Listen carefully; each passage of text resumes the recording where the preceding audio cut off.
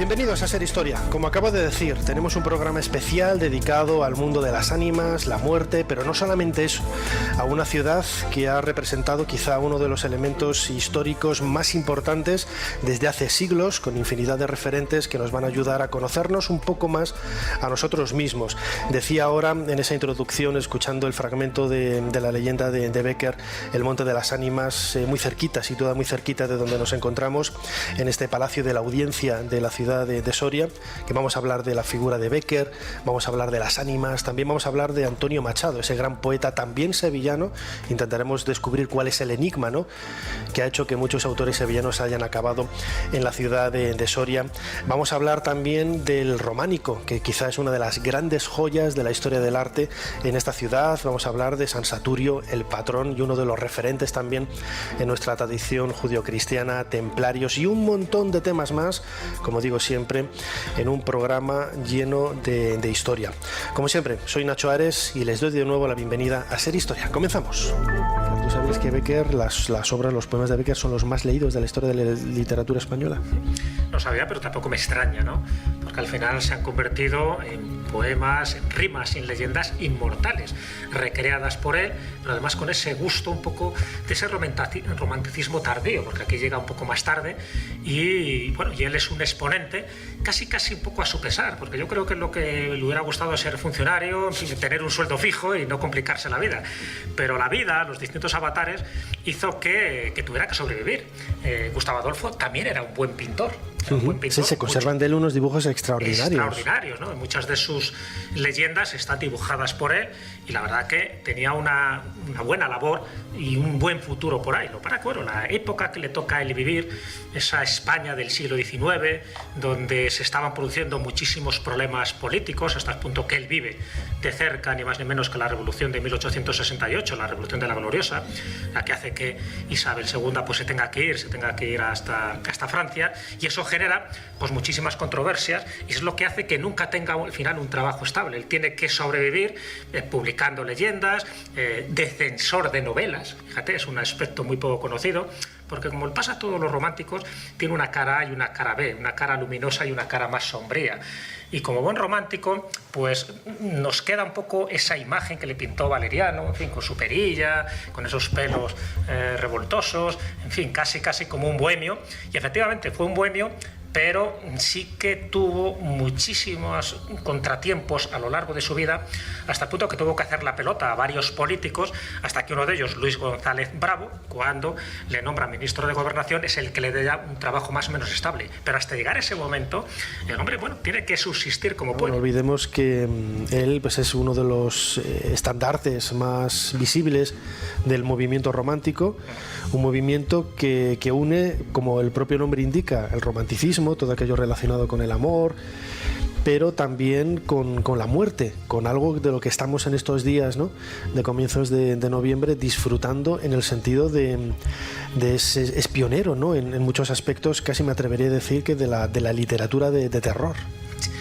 Totalmente, claro, ese Monte de las Ánimas es que forma ya parte, ¿no?, un poco casi del arquetipo de la literatura fantástica, porque supo conjugar muy bien varios elementos. Uno de ellos es algo que todavía sigue encandilando a la gente, que son los templarios. Estamos hablando en Soria, un lugar donde tuvieron... Bécquer también escribió de templarios. De templarios. En el Monte de las Ánimas hay templarios y además está lo que era, bueno, lo que quedaba del monasterio de San Polo, que era una de las encomiendas que tenían los templarios. Entonces ahí ubica parte de esa acción. Y encima lo ubica en un día clave, ¿no?, como es el Día de Difuntos. Y además con una historia de amor, con esa Beatriz y ese Alonso, que mutuamente se intentan regalar algo. Él regala una joya porque en breve se van a separar y él quiere algo, algún detalle, algún objeto de ella, que es cuando le pide una cinta azul, pero además una cinta azul que tiene que ir justo el día que no va nadie al Monte de las Ánimas, el Día de Difuntos, y acaba como acaba. En fin, no hay que hacer spoiler porque todo el mundo sabe esta leyenda, que es una leyenda que ya es en esa etapa soriana. Pues el origen del Día de Todos los Santos, que puede ser un ritual celta. Aquí además en el festival lo estamos recordando con el Samaín. Pues no deja de ser el tratamiento de la muerte y el tratamiento de cómo el hombre se ha enfrentado a lo largo de los años a un hecho inevitable, como bien has comunicado, que es que todos nos vamos a morir. Y yo creo que sí, que ese recuerdo que tenemos, ese espectro, ese ser que al fin y al cabo es el que se nos va, le rendimos culto de alguna manera, porque además rendimos culto a nuestros muertos, es decir, eso es algo que nadie nos toque, que son nuestros y queremos venerarlos en grupo, en familia, por comunidades. Y yo creo que es algo que ha estado presente a lo largo de toda la historia del hombre, del ser humano, desde el Paleolítico con los primeros rituales, quizá hasta época reciente, claro. Antonio Machado viene a Soria para dar clases, ¿no?, en un instituto. Porque es su primer empleo.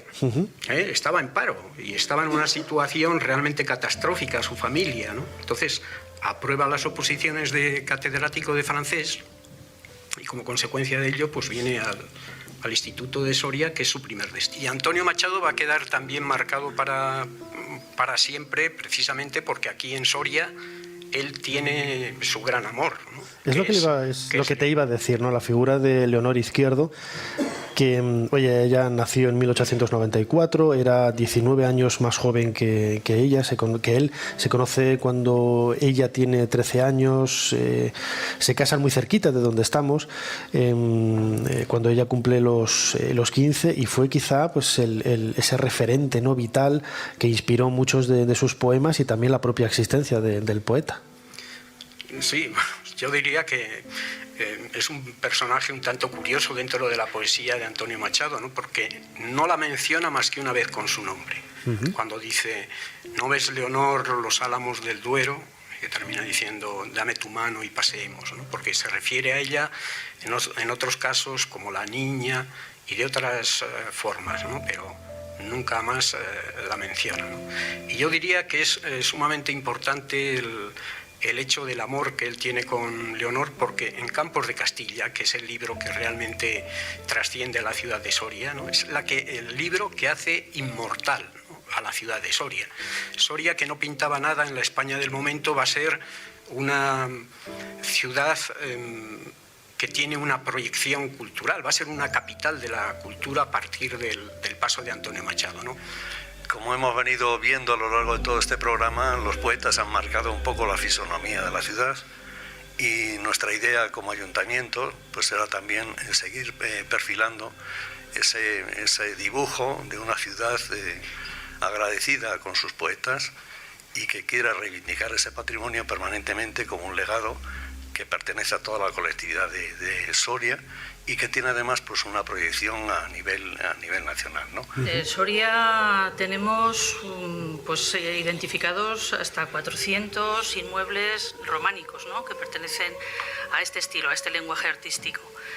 Y sí, Zamora es un lugar importante del románico, pero también lo es Palencia, por ejemplo, y bueno, y hay otros lugares, ¿no? El románico es un estilo artístico que se extiende, es el primer estilo europeo, digamos, ¿no?, que responde también a una situación política, económica, social en la Europa medieval que hace posible que se desarrolle económicamente, que haya estabilidad política y que, por lo tanto, se produzca también un despegue artístico y en el que juegan un papel importante los monasterios, en el que juegan un papel importante las rutas comerciales, las rutas de peregrinación a Santiago. Como tú bien decías, por aquí pasa uno de los ramales del Camino de Santiago, el Camino de Santiago castellano-aragonés. Entonces, eso hace que penetre, digamos, de alguna forma el estilo o las formas, ¿no?, de hacer las iglesias en este momento en esa espiritualidad cristiana, ¿no?, que se generaliza también en Europa. Sin embargo, Soria tiene unas características singulares.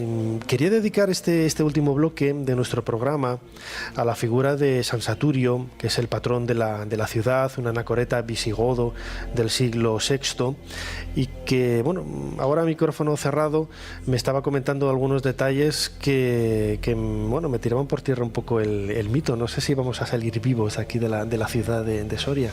No, vamos a salir más que vivos, sí. ¿Quién era San Saturio? Bueno, una tradición que surge... Empezamos mal, ¿eh? Siglo Cuando dices XVIII, una tradición ya... Siglo XVIII, siglo XIX, salen una serie de libros, ¿no?, que hablan de un santo, anacoreta, visigodo, hijo de un noble, que abandona la ciudad, se acerca al río, ¿no? Y en una covacha que estaba dedicada a un oratorio a San Miguel de la Peña, San Miguel de Peñalba, pues se queda ahí, ¿no? Y se hace santo y tiene su autoridad espiritual. ¿Cuándo vivió realmente? Ahí la incógnita. Supongo que la historia de Soria arranca a partir del batallador, ¿no? Que es 1118 hasta 1134, él fue el primer rey de Soria, muere en el 34, luego su hijastro, digamos, el Alfonso VII, el emperador, el hijo de Urraca, pues se hace con Castilla, se apodera de Soria, llega hasta Zaragoza incluso. Así que toda esa historia de que San Saturio procedía de una familia de nobles y ricos visigodos. Y reparte sus riquezas. ¿No te recuerda un poquito a Buda? Totalmente, sí. No, pero no solamente a Buda. Por ejemplo, yo soy de León y el Valle del Silencio, por ejemplo, allí hay historias de eremitas que son muy parecidas, prácticamente idénticas a las de San Saturio. Es un patrón literario o un arquetipo. Santoral, sí, es lo hemos repetido en muchas ocasiones en este programa de Ser Historia, en este programa especial que estamos haciendo desde Soria, la idea de esos arquetipos, ¿no? Y la figura de San Saturio podría proyectar uno de esos, ¿no? Yo creo que sí.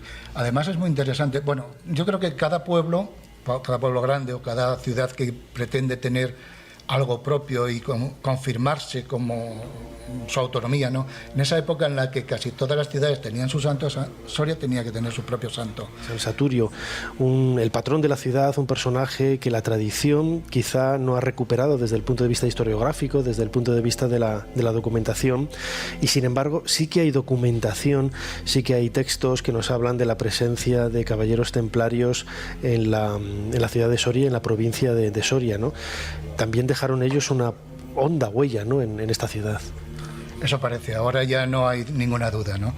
En la Biblioteca Nacional de España, en Madrid, lo puede ver cualquier escéptico, hay un archivo que es de la Orden del Temple, provienen esos documentos de la Corona de Aragón, y fundamentalmente lo que respecta a la provincia de Soria es la encomienda de novillas.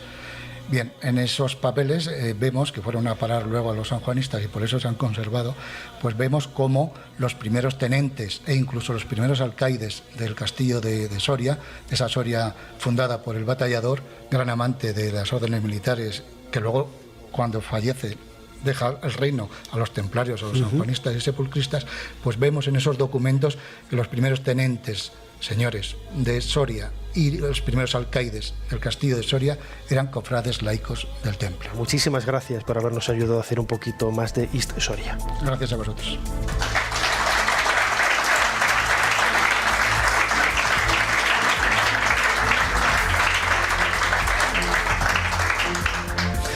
Hasta aquí este programa especial de Ser Historia que hemos hecho desde el Palacio de la Audiencia en la ciudad de Soria.